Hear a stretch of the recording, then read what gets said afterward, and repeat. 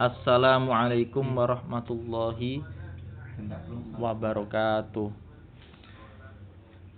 Alhamdulillah, wassalatu wassalamu ala Rasulillah wa ala alihi wa ashabihi wa man wala, la haula wala quwata illa billah. Amma ba'd, rabbi shrah li sadri wa yassir li amri wahlul 'uqdatam min lisani yafqahu qawli. Qala al-musannifu rahimahullahu ta'ala wa nafa'ana bihi wa bi'ulumihi wa maddana bimadadihi. Amin. An Abi Sa'idin Al-Khudri. An Abi Sa'idin, dari sahabat Abi Sa'id. Marganya Al-Khudri, Abi Sa'id Al-Khudri. Qala, berkata, Sami'tun Nabiyya sallallahu alaihi wasallam, aku mendengar Nabi Muhammad sallallahu alaihi wasallam yaqulu, bersabda, idza shalla ahadukum, apabila salat satu dari kalian atau di antara kalian, apabila salat salah satu di antara kalian,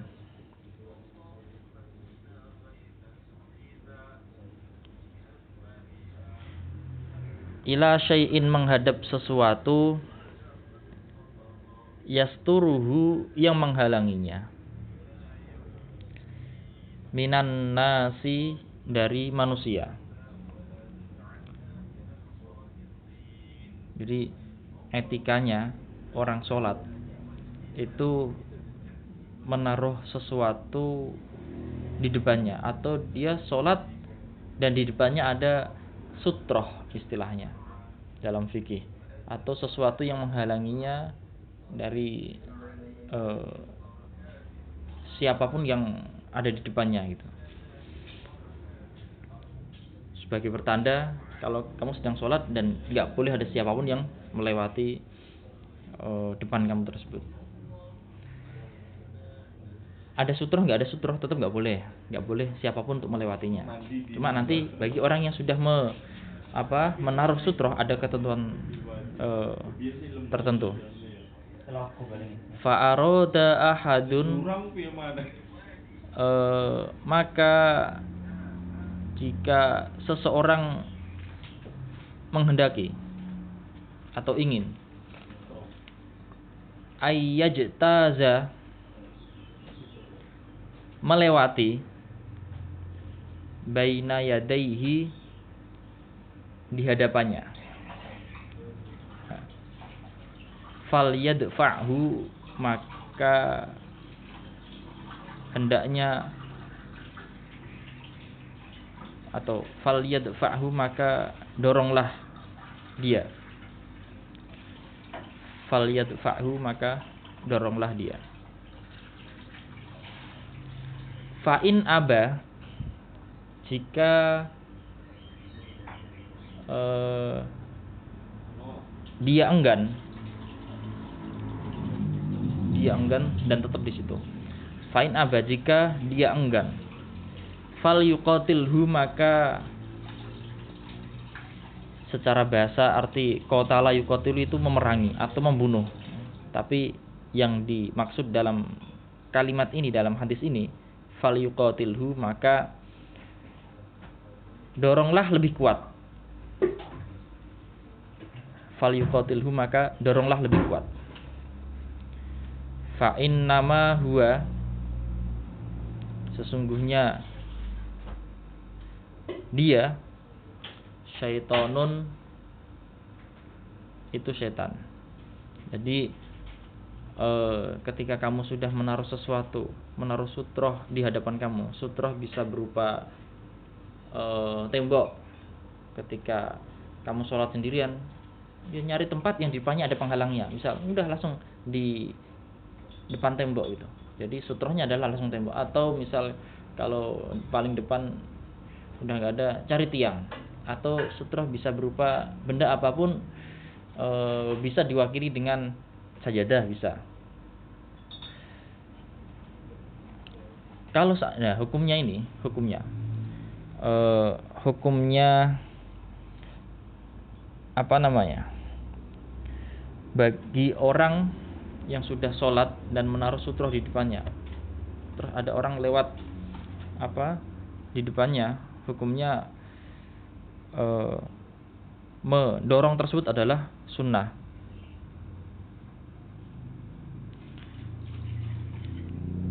Bukan wajib, sunnah. Tentu kamu harus tahu caranya, gerakan apa yang semestinya dilakukan. Jangan sampai gerakan yang sampai membatalkan sholatnya.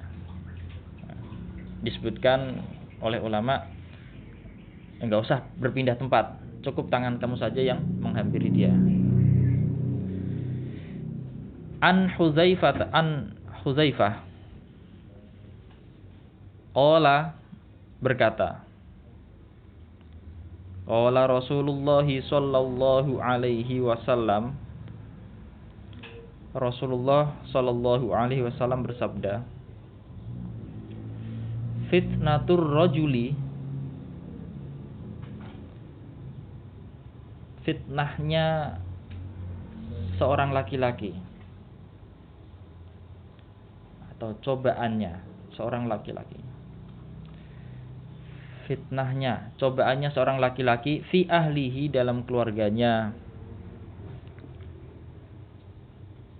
wa malihi, dan hartanya, wa waladihi, dan anaknya, wa jarihi, dan tetangganya. Jadi cobaannya seorang laki-laki atau seseorang itu terdapat dalam keluarganya, terdapat dalam hartanya, terdapat dalam anaknya dan tetangganya. Fitnahnya seseorang dalam keluarganya, ya cobaannya seseorang tersebut harus memenuhi hak-haknya, memenuhi hak-hak keluarganya. Termasuk hak adalah memberi nafkah yang halal. Nah, kalau ada yang memberikan nafkah ke keluarganya yang haram, berarti tidak memenuhi haknya. Kepada anaknya, kepada hartanya, semua itu keluarga, istri, anak, harta, tetangga, itu semuanya adalah cobaan. Nah, hartanya, jangan sampai seseorang itu terpaut terus dengan harta. Ya. Anak, karena jangan sampai seseorang mencintai anaknya melebihi kecintaannya pada sesuatu yang semestinya harus didahulukan. Nah, ini juga salah. Siapa? Kecintaan pada Allah SWT, kecintaan pada Nabi Muhammad. Nah, kecintaan pada hal-hal yang semestinya lebih didahulukan. Nah, baru kepada anaknya. Dan semua itu ya termasuk perhiasan dunia gitu. Makanya disebutkan dalam firman kan ada zuyina linnasi hubbus syahawati minan nisa'i wal banina wal qanatiril muqantarati minaz zahabi. Di situ ada perempuan disebutkan. Seseorang itu dicoba, dihiasi dengan anak, perempuan, dengan harta dan tangganya. Bagaimana seseorang itu harus dia berbaik dengan tetangganya. Cobaan itu juga, fitnah juga. Tetangga harus disikapi dengan baik, berinteraksi dengan baik. Jangan sampai terkena fitnahnya tetangga. Maksudnya ya dibaikin, maksudnya berbuat baik sama tetangga. Sekalipun dia buruk, jangan kau balas dengan keburukan, tapi baikin. Tukaffiruha. Jadi fitnahnya seseorang itu terdapat pada keluarganya, hartanya, anaknya, dan tetangganya. Seseorang berbuat yang tidak baik pada keluarganya. Seseorang memakan harta yang tidak halal.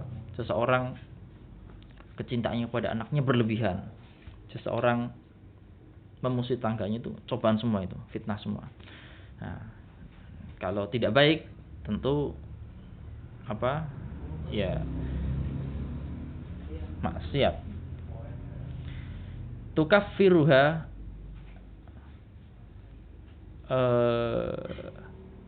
as-sholatu, tukaffiruha as-sholatu. Itu dikafarohi dengan sholat. Arti kafaroh itu adalah tebusan. Wasaumu dan puasa. Wasodaqatu dan sodakoh. Wal amru dan memerintah amar ma'ruf. Wan nahyu dan nahi mungkar. Jadi semua keburukan tadi itu bisa dilebur, bisa dihapus oleh Allah SWT dengan apa? Dengan amalan-amalan baik. Innal hasanat yudhibna as-sayyi'at. Keburukan-keburukan atau dosa itu bisa tertutupi oleh kebaikan-kebaikan. Peleburan dosa. Nah, saya pengen memfokuskan kata amar ma'ruf nahi mungkar. Seseorang dalam amar ma'ruf nahi mungkar itu harus tahu tata caranya. Di sini ada syarat-syaratnya amar ma'ruf nahi mungkar. Di antaranya adalah dia harus mengetahui mana yang ma'ruf, mana yang mungkar. Syarat pertama. Syarat kedua, orang amar ma'ruf nahi mungkar harus tahu syarat-syaratnya. Satu tadi, harus mengetahui mana yang ma'ruf dan mana yang mungkar. Kedua,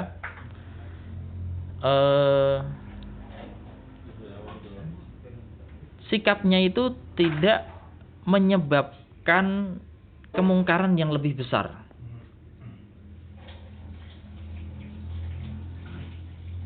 Kedua, dia mampu untuk merubahnya. Mampu untuk memerintahkannya atau melarang atau ya. Ketiga, bukan merubah, mampu untuk melarang atau merubah. Memerintah. Yang keempat, sesuatunya itu mujma'an ala tahrimihi. Para ulama sepakat atas keharamannya. Jadi kamu juga harus berpikir dulu, harus tahu caranya amar ma'ruf nahi mungkar. Kira-kira kalau seandainya kamu, terkadang ada seseorang salah menyikapi, ada temannya salah, dia ngingetin. Cuma ngingetinnya gimana? Ngingetinnya dengan dibentak. Weh, kamu itu nggak tahu diri apa? Gini. Nah, itu nggak baik itu. Harus tahu cara amar ma'ruf nahi mungkarnya. Kalau seandainya kamu mempraktikkan perkataan tersebut kepada teman kamu yang dengan praktik seperti itu bisa menyebabkan kemungkaran yang lebih azam atau lebih besar. Dia nanti tambah benci atau tambah berontak. Tahu. Makanya disebutkan kan di dalam Al-Qur'an, walau kunta fadhdhan ghalidhal qalbi lam faddu min haulik. Kalau kamu keras hati, keras kepala atau dengan perkataan yang keras, maka sekitar kamu akan menghindarimu gitu. Pernah suatu ketika itu di zamannya Al-Khalifah Ma'mun, ada seseorang yang mendatanginya dan berkata, "Wahai Khalifah, saya pengen memerintahkan kamu, saya pengen menasihati kamu, tapi maaf, nasihat saya kasar, keras."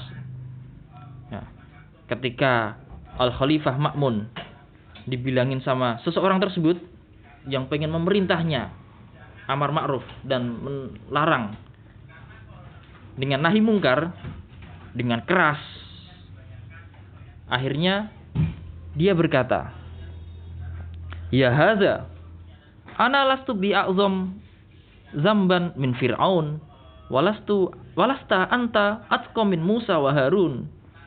Saya ini tidak lebih buruk daripada Fir'aun, dan kamu tidak lebih baik daripada Nabi Musa wa Harun alaihi wassalam.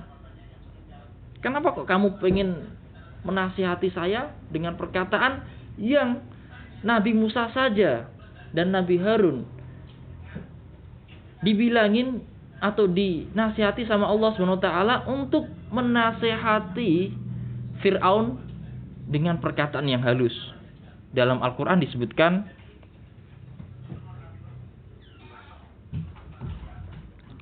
faqula lahu qawlan layyina. Wahai Musa dan Harun, sampaikanlah kepada dia, siapa? Firaun. Qawlan layyina, dengan perkataan yang lembut, santun. Nah, cara seperti itulah yang diajarkan oleh Allah Subhanahu wa taala. Cara seperti itulah bagaimana dulu Nabi Muhammad SAW berdakwah, dengan perkataan yang santun, lembut. Sekiranya perkataan tersebut akan masuk ke hati pendengarnya. Makanya setelah dibilangin seperti itu sama Khalifah Ma'mun, akhirnya dia sadar, iya ya, saya tidak lebih baik, tidak lebih soleh daripada Nabi Musa, dan orang yang saya perintah pun tidak lebih buruk daripada Fir'aun. Nabi Khalifah Ma'mun dia Muslim. Nah, itulah yang harus perlu dicatat baik-baik, diperhatikan baik-baik dalam amar ma'ruf nahi mungkar. Harus tahu caranya. Orang yang menasihati dengan lembut saja belum tentu pendengarnya itu menerima, apalagi perkataan yang disampaikan itu perkataan yang kasar. An Abi Hurairah, dari Abi Hurairah, anna Rasulullah sallallahu alaihi wasallam, sesungguhnya Rasulullah sallallahu alaihi wasallam qala, bersabda, yata'aqabuna,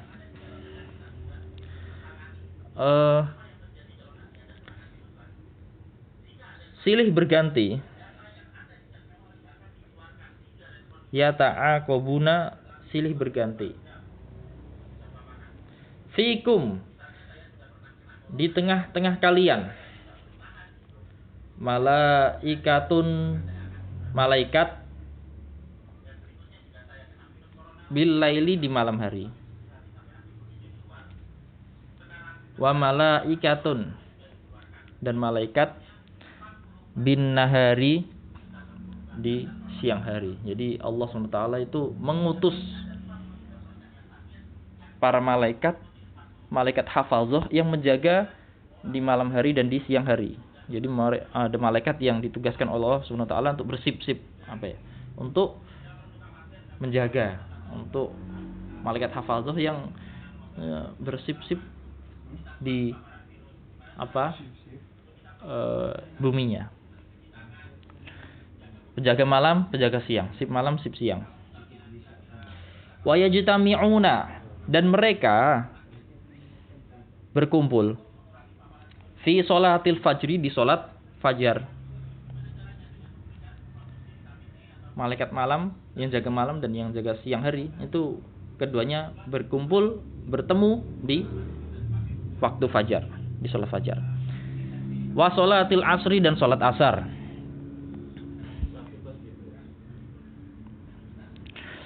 Tsumma ya'ruju, lalu ke atas. Jadi kedua malaikat tersebut, jadi di waktu subuh, malaikat yang jaga di malam hari dan malaikat yang jaga di siang hari nanti itu bertemu di waktu subuh. Nah, yang bakalan jaga di siang hari baru datang, yang jaga di malam hari sudah selesai, mau ke atas langit. Jadi di waktu subuh tersebut, malaikat yang jaga malam setelah bertemu dengan malaikat yang jaga di siang harinya itu bertemu dan akhirnya meninggalkan. Sumaya arju, lalu ke atas, allazina batu, yang malaikat yang menginap, fikum, di tengah-tengah kalian.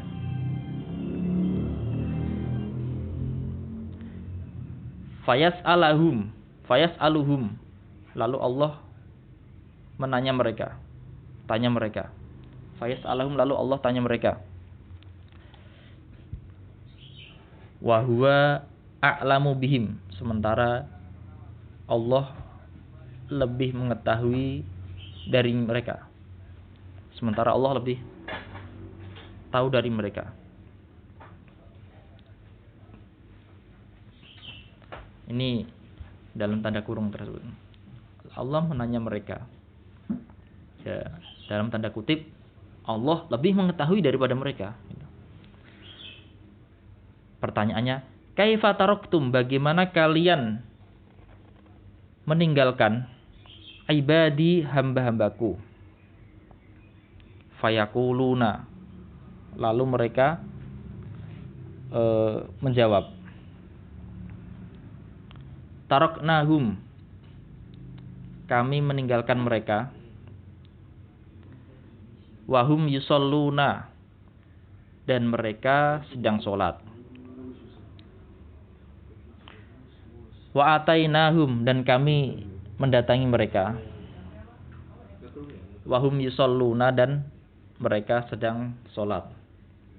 Jadi yang bakalan jaga di malam hari datang di waktu asar, bertemu dengan yang jaga di siang hari. Nah, di waktu asar berarti yang meninggalkan bumi adalah malaikat yang jaga di siang hari. Kalau di waktu subuh yang meninggalkan manusia bumi ini adalah malaikat yang jaga di malam hari. Jawaban mereka apa? Kami meninggalkan mereka sementara mereka sedang sholat. Dan kami mendatangi mereka, mereka sedang sholat. Jadi inilah apa namanya? Ya, al-umuru bi khawatimiha. Kira-kira ketika kita ditinggalkan malaikat yang jaga malam di waktu subuh, apakah kita sedang sholat? Apakah kita masih ngorok? Di sini. Jadi supaya kita dilaporkan oleh malaikat, dilaporkan kepada Allah, dalam keadaan amal soleh, gitu. Kenapa kok yang disebutkan asar dan subuh? Nah, disebutkan bahwasanya waktu asar dan waktu subuh adalah waktu yang sangat baik. Sholat yang paling baik adalah kedua sholat tersebut, subuh dan asar. Sehingga disebutkan dalam firman-Nya Allah di hadis qudsi adalah begini. Uzkurni sa'atan ba'da subhi wa sa'atan ba'dal asri akfika ma bainahuma. Intinya, ingatlah kepadaku di waktu subuh dan di waktu asar, maka saya akan mencukupimu antara subuh dan asar tersebut. Antara subuh dan asar, antara asar dan subuh akan mencukupi kebutuhanmu. Beruntung orang yang mengetahui hal ini dan mau mengamalkannya. An Anas bin Malik, dari sahabat Anas bin Malik. Anin Nabi sallallahu alaihi wasallam, dari Nabi Muhammad sallallahu alaihi wasallam. Qala, bersabda, man nasiya, orang yang lupa, salatan, salat,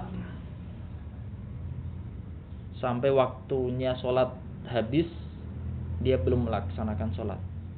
Mungkin karena tersibukkan dengan urusannya, atau contoh lain ketiduran. Biasanya orang waktu Ramadan itu banyak yang tidurnya itu nambah durasinya gitu. Ada orang yang misal tidur jam 11, tidur bangun-bangun tahu-tahu udah jam 4. ketiduran. Bagaimana? Apakah dia gugur sholatnya? Enggak wajib, tetap wajib. Hadisnya ini. Man nasiya sholatan, seseorang yang lupa sholatnya, fal yusolli, hendaknya sholatlah. Fal yusolli, hendaknya sholatlah. Iza zakaroha, apabila telah mengingatnya. Iza zakaroha, apabila telah mengingatnya. Maksudnya apa? Diqadha gitu. La kafarota, tidak ada kafarot. Laha, untuk sholat, illa zalika, kecuali melakukan sholat. Jadi tidak ada tebusan apa-apa, tidak ada kafarat apa-apa kecuali melaksanakan sholat yang kamu tinggalkan tadi gitu. Nah, ini sholat wajib seperti yang saya contohkan tadi, zuhur, ataupun sholat sunnah yang ada qadoknya. Itu bukan hanya sholat wajib, sholat sunnah pun ada qadoknya. Sholat sunnah yang mempunyai waktu tertentu. Karena firman Allah ini yang ada di dalam kurung, aqimis sholata li zikri. Aqim, dirikanlah as-sholata, sholat, li zikri, untuk mengingatku. Karena mengingatku, untuk mengingatku.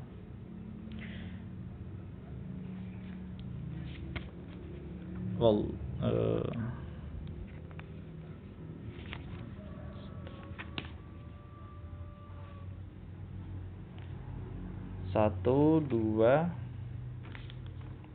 tiga, empat.